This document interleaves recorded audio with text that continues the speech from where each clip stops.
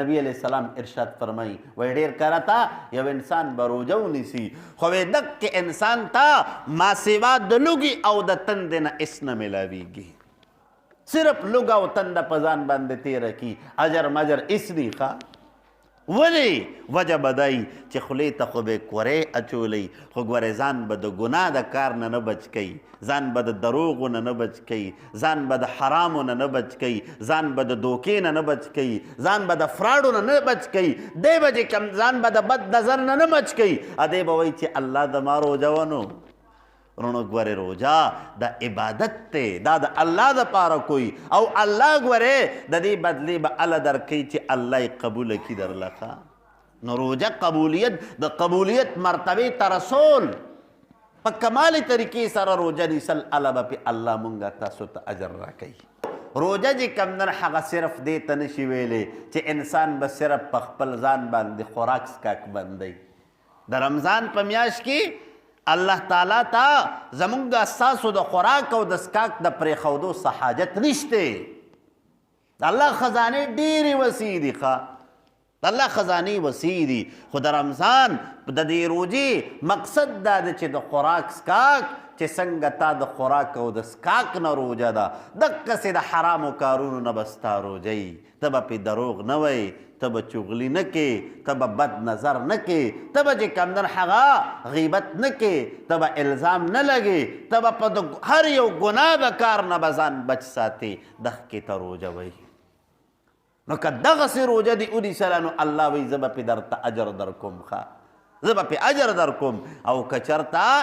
دقسې روجه نی که نه صرف هغه خولې ته دې کورې اچولی نور چې کمدن هغه رده شپه د ګناه په کار کې مبتلا یي چېرته په تاشونو کې لګیا یي چېرته په لیډوګانو کې لګیا یي چېرته په چوکونو په ګپو شپو کې لګیا یي چېرته د الله په نافرمانۍ کې په بد نظر کې لګیا یي په موبایلو کې په فیسبوکو کې لګیا یي په یوټیوب کې لګیا یي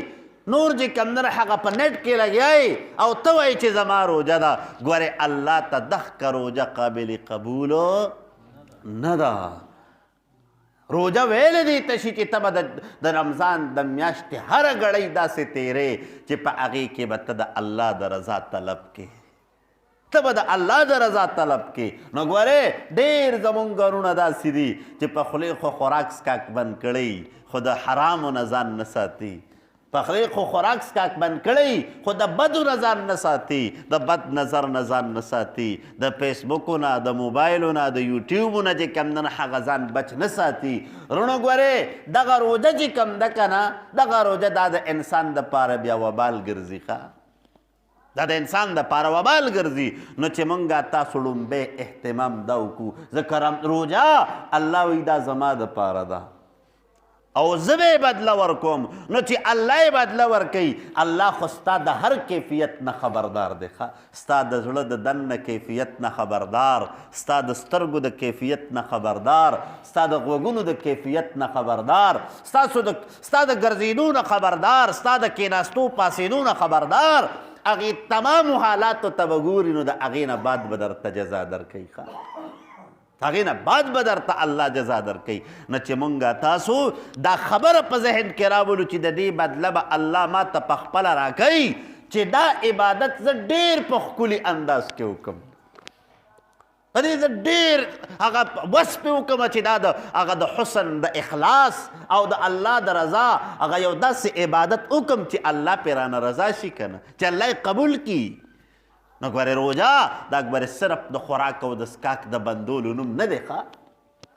ټیک شوه نبی علیه السلام ارشاد فرمایي وایي ډېر کرته یو انسان به روجه ونیسي خو وایي دغې انسان ته ما سوا د لوږې او د تندې نه اس نه میلاویږي صرف لوږه او تنده په ځان باندې تیره کي اجر مجر اس دی ښه